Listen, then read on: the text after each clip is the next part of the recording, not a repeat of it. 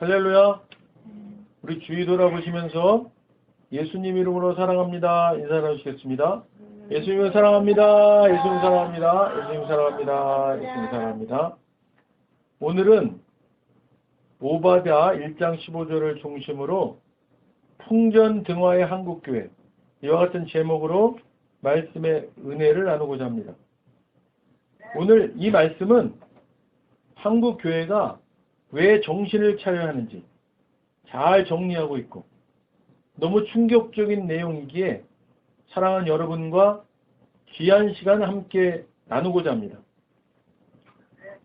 현재 서울에 있는 교회 안수 집사이며 고려대 교수님이 쓴 글입니다. 안녕하십니까? 저는 수도권에 있는 대학 교수이자 교회 중직자입니다. 지난 10수년 동안 대학에서 교육, 연구하고 교회를 다니는 생활을 했습니다. 그러다가 가끔은 시간을 내서 봉사활동을 하는 등 참 단순한 생활을 했습니다.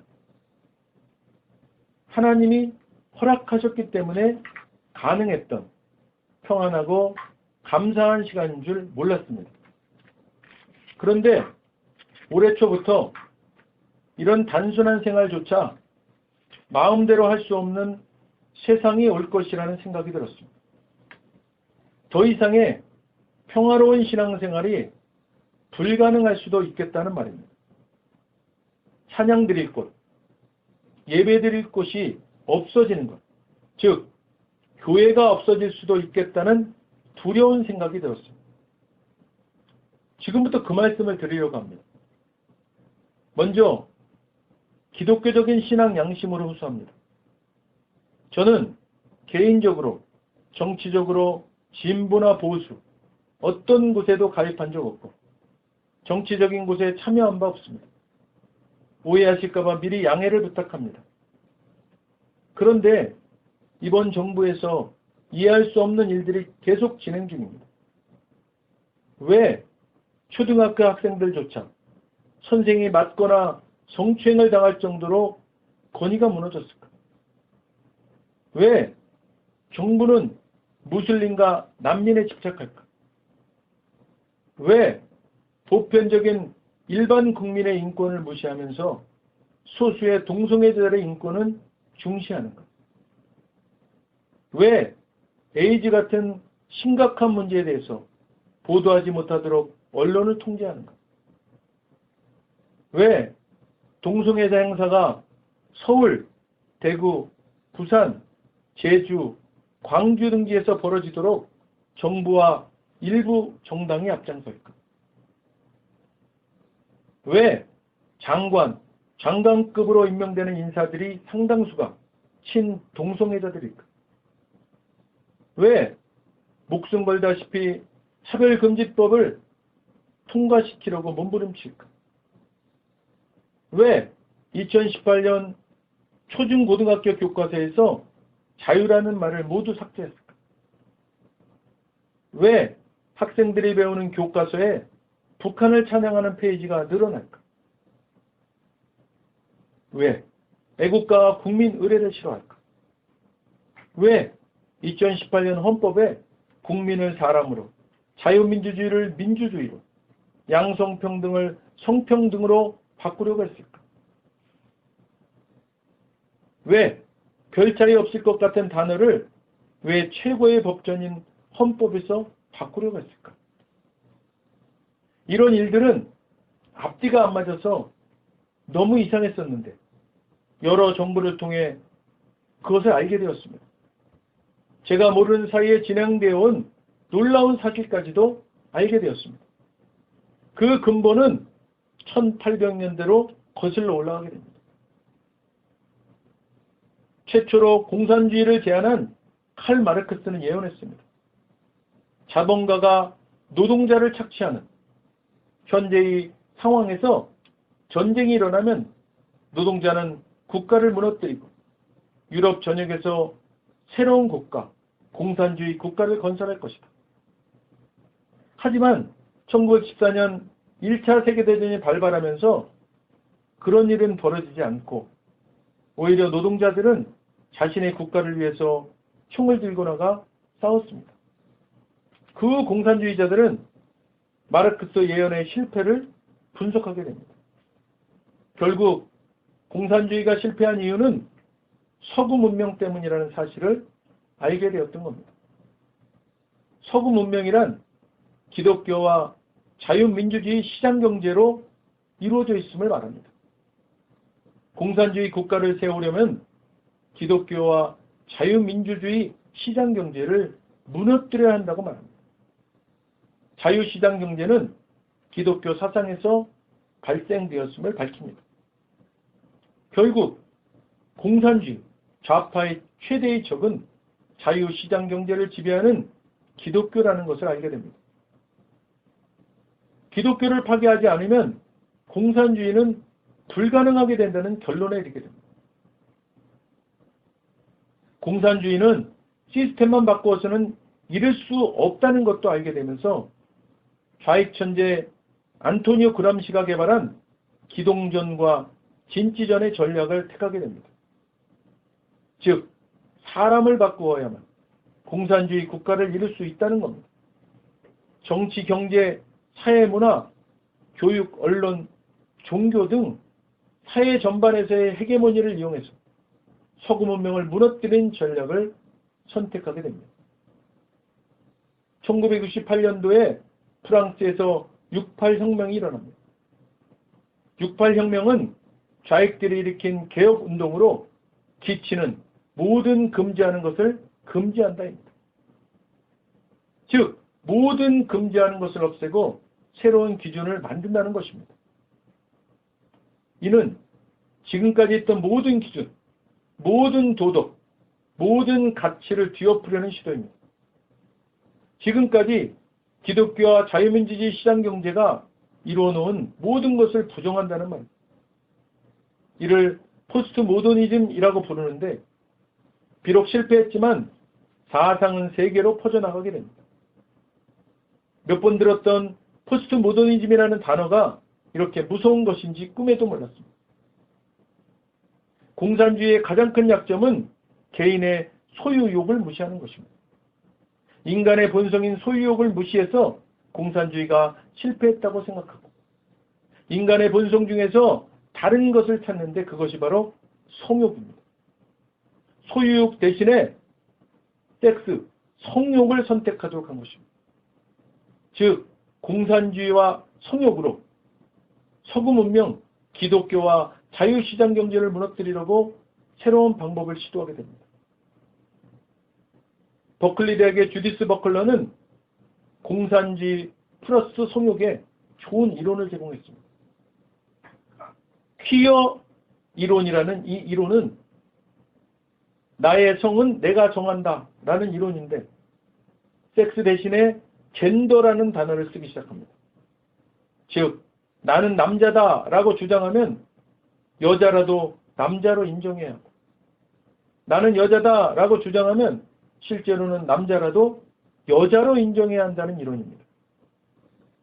생물학적인 성은 사회적인 억압자에 의해서 강제로 결정되기 때문에 틀린 것이라고 하는데 이런 이론이 동성애자들에게는 희소식이 되었습니다. 자신들의 성 정체성을 자신이 정한다니 동성애자들에게는 환영할 만한 소식이었습니다. 이제 우리나라 이야기를 해보겠습니다. 우리나라에는 좌익들이 안토니오 그람시의 전략을 수십 년 동안 몰래 수행해왔습니다. 우리도 모르는 사이에 정치, 경제, 사회, 문화, 교육, 언론, 종교 등에 스며들었던 것입니다. 지금 정권은 그런 기반 위에 세워진 것입니다. 이제는 대놓고 국가의 정책과 법률을 이용하여 작용하는 시도하고 있습니다. 유럽 교회를 초토화시키고 미국 교회를 무너뜨렸던 차별금지법이 우리나라에서 2007년, 2010년, 2012년에 법안으로 제출되었지만 깨어있는 개신교도들의 적극적인 방어로 무산되었습니다. 우리는 몰랐지만 누군가가 한국교회를 위해서 희생한 것입니다. 문재인 정부와 여당은 혐오 표현 규제 법안을 2018년 2월 13일에 입법 예고하였습니다. 김부겸 의원 등 20인이 제안한 것으로 제목은 그럴듯해 보이지만 그 내용은 동성애에 대한 혐오 발언을 금지한다는 목적이었습니다. 또한 성차별, 성희롱 금지 및 권리 구제 등에 관한 법률안 이정민 의원 등에 대해서 10인이 발의했습니다. 이 법은 우회적인 차별금지법 제정 법안입니다. 이 법이 통과되면 교회에서 동성애는 하나님의 법에 어긋난다 라고 말할 수 없게 됩니다. 발언하면 범법행위가 되도록 하는 무서운 법이기 때문입니다. 미문에 지나지 않는 피조물의 법이 만왕의 왕이신 하나님의 법을 제재하는 것입니다. 이 법안도 해당 지역 교회와 기독교인들의 노력으로 아직 통과되지 못하고 있습니다. 문재인 대통령은 2018년 초에 개헌을 시도했었습니다. 그 내용 중에 국민을 사람으로, 자유민주주의를 민주주의로, 양성평등을 성평등으로 바꿨습니다. 국민을 사람으로 라는 것은 난민과 이민자들에게도 국민의 세금을 사용하여 의료 혜택은 물론 국민연금까지 받도록 하고 무슬림을 수입해서 선거권과 피선거권을 줘서 기독교를 죽이고 현 정부를 지지하는 세력으로 삼겠다는 무서운 계획입니다. 자유민주주의를 민주주의로 바꾸려고 한 것은 자유민주주의 대신 사회민주주의, 인민민주주의를 하겠다는 뜻입니다. 즉 자유시장경제를 안 할 수 있는 헌법적 근거를 마련한 것입니다. 양성평등을 성평등으로 바꾼 것은 동성애자를 보호하겠다는 뜻입니다.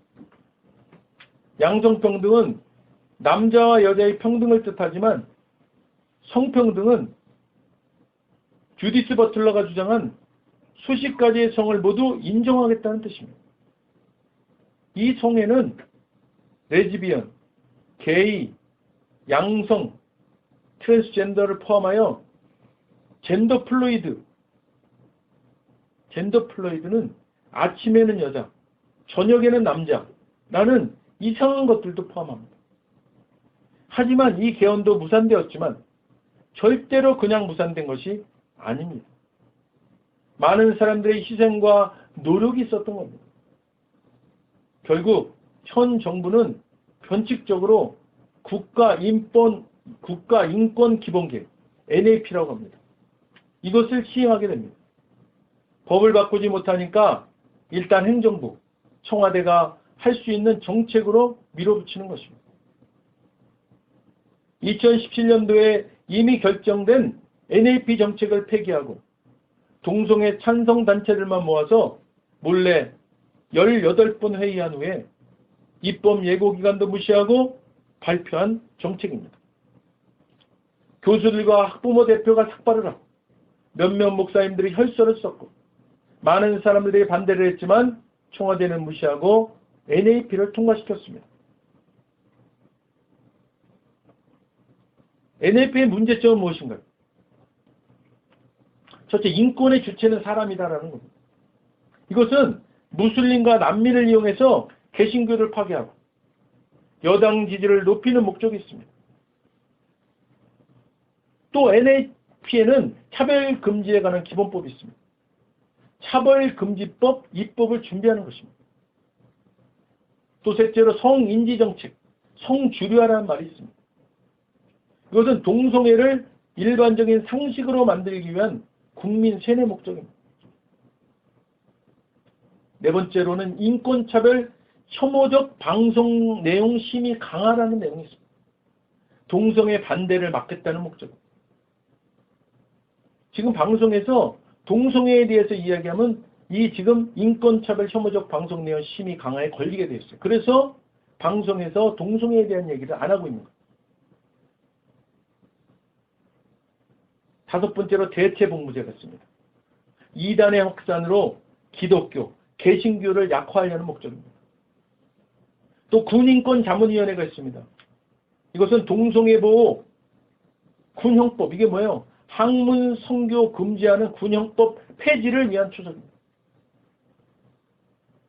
또 성평등 문화 확산, 동성애 문화의 확산이 목적입니다. 문화 다양성을 존중해라. 이건 뭐예요? 이주민, 난민, 무슬림 영입하려고 하는 거죠. 또 인권 친화적 교과서를 만들었습니다. 학생들을 어릴 때부터 인권이라는 이름으로 공산주의 사상으로 세뇌하는 것. 또 아동 청소년 대상 성인권 교육을 하고 있습니다. 청소년들의 성해방을 목적으로 하고 있습니다. 이런 정책들이 겉으로 보기에는 공산주의를 실현하는 것처럼 보이지만 사실은 그 배후에 다른 무서운 것이 있습니다. 약 70여 년 전에 사탄 숭배자 앨리스 베일리가 사탄에게 직접 지령을 받았다고 합니다. 그녀는 지령을 받은 대로 10대 전략이라는 책을 썼습니다. 목적은 기독교 가치체계를 악한 것으로 대체하여 이 땅에서 기독교를 무너뜨리는 것입니다. 다음은 사탄에게 앨리스 베일리가 작성한 10대 전략입니다. 뒤에는 우리나라 법과 연관되어 진행 중인 문제들을 적었습니다. 사탄의 기독교, 개신교 파괴 10대 전략. 첫째, 교육 시스템에서 하나님과 기도를 제거하라. 이게 지금 우리나라 시행되고 있어요. 학생 인권조례, 차별금지법. 둘째, 아동들에 대한 부모의 권위를 축소하라. 학생 인권조례로 이렇게 하고 있습니다. 기독교적 가정구조를 파괴하라. 동성애와 차별금지법으로 이것을 하려고 하는 것. 프리섹스 사회를 만들라. 낙태를 합법화하라. 자, 간통법 폐지됐죠? 이제 낙태 금지하는 거 위헌이라고 했습니다. 평생 결혼의 개념을 파괴하라. 동성애 조장하는 거. 동성애를 대체 생활 방식으로 만들라. 이것도 동성애 대체하는 거. 동성애를 조장하는 거. 예술의 품격을 떨어뜨려라. 저질 또는 좌익 지지 영화, 연극, 노래 등을 만들어라. 또 미디어를 활용해서 반기독교적 가치를 선전하라. 영화, 연극, 노래, 아이돌, 공익광고들을 통해서 이것을 실현하고 있는 것. 종교 통합 운동을 일으켜 WCC가 하고 있죠. 지금 우리나라는 NCCK가 이걸 주도하고 있습니다. 각국 정부가 이 내용을 법제하게 하라. 이것이 바로 차별금지법 제정입니다. 지금 개신교가 매우 위험한 상황입니다. 2018년 8월 29일 수요일에 국가인권위원회 인권센터에서 1차 차별금지법 토론이 있었습니다. 토론이라면 찬성 측과 반대 측을 동등해 불러야 하는데 찬성하는 측만 몰래 불러서 급하게 토론했습니다. 결국 인권위는 혐오차별 대응 특별추진위원회를 2019년 2월 20일에 출범시켰습니다. 이는 어떠한 방법을 써서라도 차별금지법을 통과시키려는 의지를 보여주는 것입니다. 차별금지법이 통과되면 무슨 일이 발생할지 우리가 미국을 보면 예측할 수 있습니다. 미국은요, 교회에서 동성애는 죄다라고 이야기하면 성평등에 어긋나는 범법행위가 됩니다. 자, 또 길거리에서 전도하면 종교평등에 어긋나는 범법행위가 됩니다. 동성애자가 결혼 케이크 만들어주세요 라고 할 때 동성애자에게는 못 만들어준다 라고 하면 차별행위, 즉 범법행위가 되는 겁니다. 또 아이들에게 교회 가자 라고 말하면 종교평등에 어긋나는 범법행위가 됩니다. 성경도 차별금지법을 위반한 불법 출판물이 될 수 있습니다. 미국에서는 성경 출판사에 7천만 달러 손해배상 청구 사건이 지금 진행되고 있습니다. 한국에서는 이번에 발의된 차별금지법에는 교회 내에서 설교나 전도행위로 처벌하는 조항은 없습니다. 우리가 잘 알아야 돼요. 교회에서 한 것으로 처벌하게 되지는 않아요. 그런데 이것이 유튜브나 방송을 통해서 나갔을 경우에는 처벌할 수 있게 되어 있습니다. 그러니까 심각한 표현의 자유를 억압하는 아주 사악한 법안이 되는 것입니다. 지금 언론에서는 동성애에 관한 설교나 전도행위가 처벌된다라고 말하는 것은 가짜뉴스라고 말하면서 실제로 가짜뉴스인 표현의 자유를 억압하지 않는다라는 가짜뉴스로 동성애 반대를 주장하는 기독교인들을 가짜뉴스를 믿고 생산하는 혐오 세력으로 프레임을 씌우는 작업을 계속하고 있는 것입니다. 사랑하는 여러분, 속으시면 안 됩니다. 법안 자체에 교회 내 설교나 전도로 처벌하는 규정이 없다 하더라도 이것이 유튜브나 방송을 탄다면 처벌할 수 있는 아주 교활한 교회 탄압과 말살 법안임을 아셔야 합니다. 현재 정말로 한국 교회가 위험합니다. 이런 급박한 상황에서 목사님들께서 침묵하면 죄 짓는 것입니다.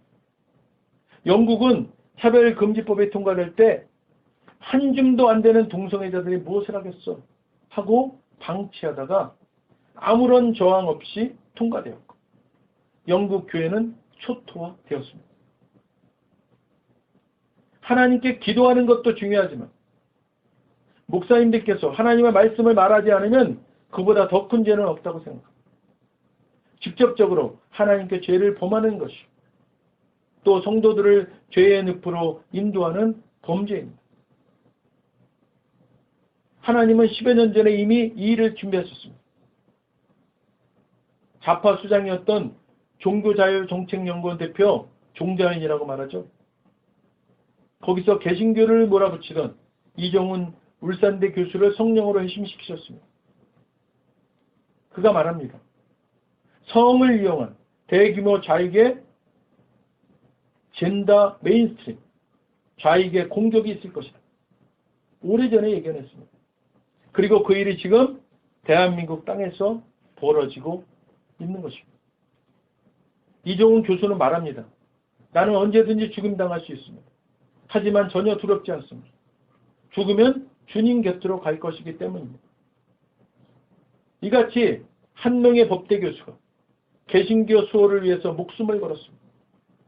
또한 부산대 물리학과 교수인 창조과학회 이사님이기도 한 기론평 교수께서 목숨을 걸고 5개월간 정부 과천청사 법무부 앞에서 텐트 생활로 동성혼 합법화를 반대했고 지금도 1인 시위와 매주 수요일 미스바 구국기도회가 일사가고 목회자연대 일목연 사무총장 윤치한 목사님 주도로 1년 가까이 진행되고 있습니다. 현재 정부와 여당 국회의원들은 교회를 하찮게 생각하고 있습니다. 정부가 무슨 짓을 하든지 반응도 없고 아무 말도 하지 않기 때문입니다. 그래서 교회를 완전히 무시하고 교회 탄압법, 사회복지법, 차별금지법들을 가지고 밀어붙이고 있습니다. 그 상황에서 우리는 지금 무엇을 해야 할까요? 기도요?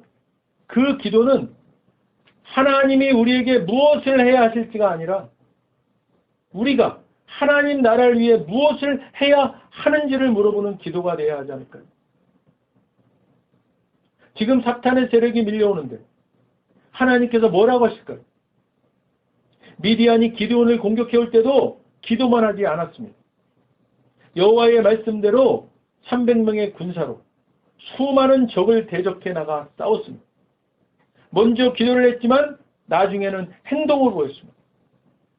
암몬과 모압 자손이 여호사밧 왕을 치러 왔을 때 왕은 기도했지만 기도 후에 다음날 찬양대를 앞세운 후 군대를 끌고 나갔습니다. 여호와를 신뢰하며 군대를 끌고 나가는 행동을 보인 것입니다. 기도로 끝낸 것이 아니라 실제로 군대를 끌고 나간 것입니다. 그 믿음을 아시고 하나님은 미리 전쟁을 끝내 놓으셨습니다.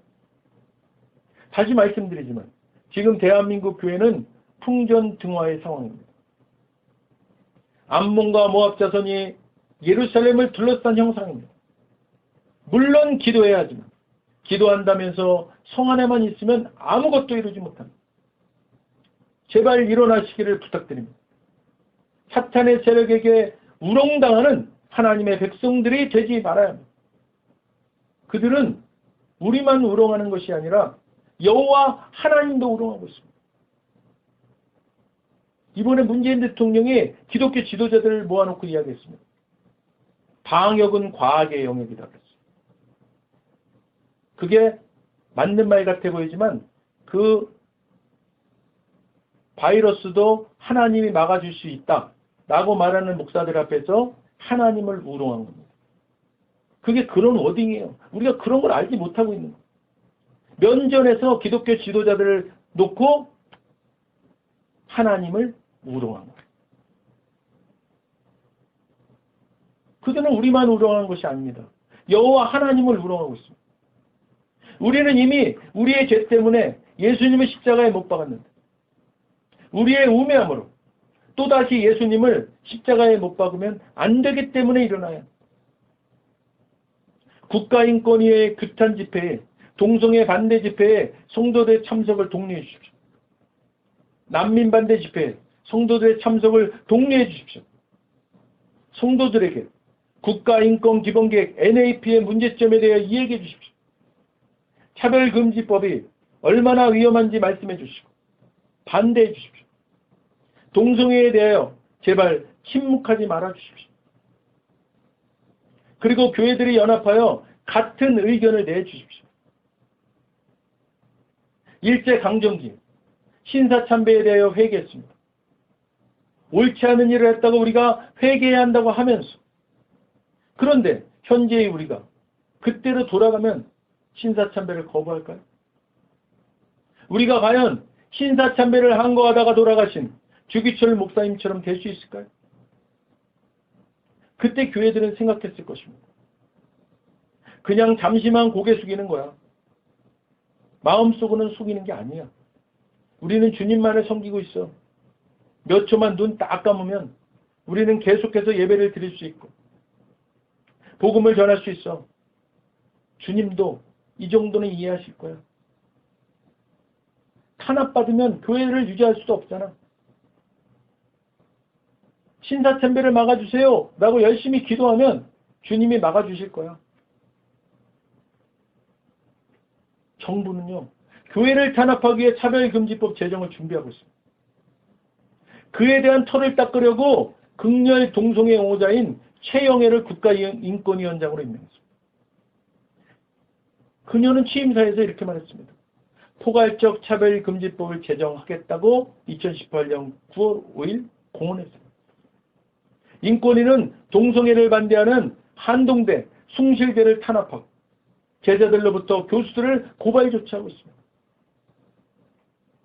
여성가족부 장관 또한 극렬 동성애 옹호자인 진선미 의원을 임명했습니다. 현재는 이종욱이 하고 있습니다. 진 장관은 여성의 날 기념식에서 성평등 사회를 위해 공감과 연대의 힘으로 전진합시다라고 했습니다. 교육부 장관은 여러분 잘 알다시피 동성애 옹호자 유은혜를 임명 강요했습니다. 유 장관은 유치원 유아교육은 국가가 독점한다는 정치적 시도로 마침내 살인 유치원을 비리 집단으로 몰아서 사유재산마저 마음대로 할 수 없게 만들었습니다. 이들 목표는요. 북한식 집단 타국입니다. 동성애 옹호 학대자 김명수를 대법원 원장으로 동성애 옹호 조장자 헌법재판관들을 임명했습니다. 양심적 병역 거부, 종교적 병역 거부, 여호와 증인을 인정하는 판결을 했습니다. 그리고 낙태죄를 헌법 불합치 결정을 내렸습니다. 영국은 낙태죄 폐지 후에 1000배의 낙태가 증가했다고. 한국은 한 해 보건복지부 통계로 20만 명이 낙태를 한다고. 산부인과 의사협회는 이것을 110만 명으로 보고 있습니다. 하나님이 진노할 판결들이 동성애 옹호 조장자들로 인해 우후 죽순으로 내려지고 있습니다. 이와 같이 정부는 지금 차별금지법의 제정을 위해 전방위로 노력하고 있습니다.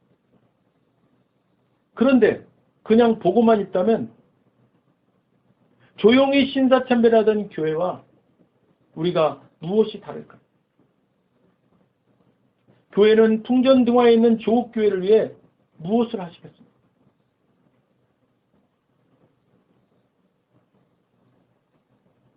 우리 잠시 기도하시겠습니다.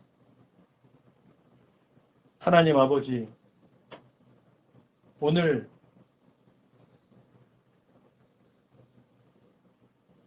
일반 성도님이지만 이 시대를 깨닫고 이렇게 피 끓는 글을 썼습니다. 하나님, 부족한 제가 이 글과 함께 이제 또 설명을 함께해서 말씀을 나눴습니다. 하나님, 우리 아버지 믿음에 앞서 있던 자들이 일제강점기에 포했던 그 신사참배를 이 시대의 아버지 하나님 반복하지 않도록 아버지 도와주시고, 이 땅의 아버지 하나님 기독교인들이 깨어서 이 악한 모든 시도들을 주님께서 막아주시고 이 나라 대한민국이 올바로 설 수 있도록 인도하여 주시옵소서. 주님 도와주시옵소서. 주님만이 지금 이 풍전등화의 한국교회를 구할 수 있으신 유일한 기름을 저희가 고백합니다. 하나님, 우리가 아버지 하나님 주님의 말씀 따라서, 주님의 뜻 따라서 우리가 기도하고 행동하겠습니다. 주님, 우리에게 용기를 주시고 지혜를 주시고 우리를 성령 충만함으로 인도하여 주시옵소서. 감사드리며 예수님 이름으로 기도드립니다. 아멘.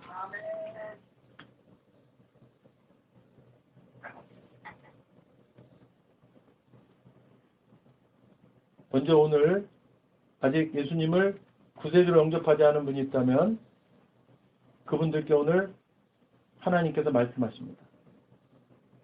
나는 너희를 사랑하기에 내 아들을 너희에게 주었다.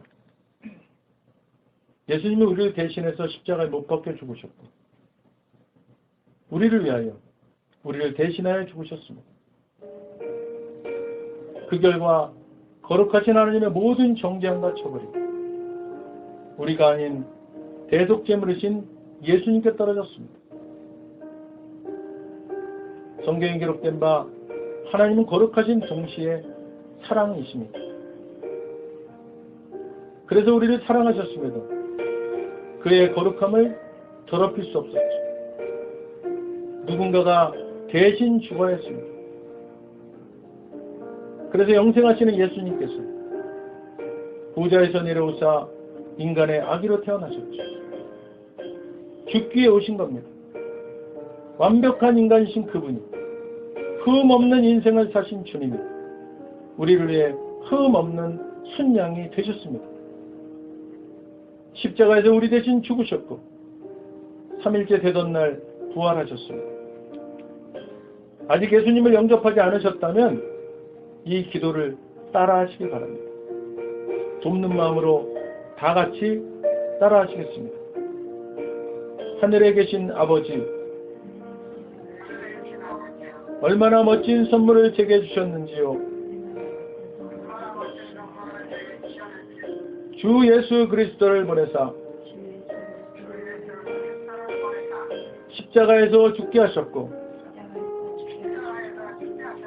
저의 대속제물로 삼으셨습니다. 예수님은 내 죄와 저주와 처벌을 받으셨습니다. 그 모든 것이 십자가에서 완결되었습니다. 오늘날 예수님이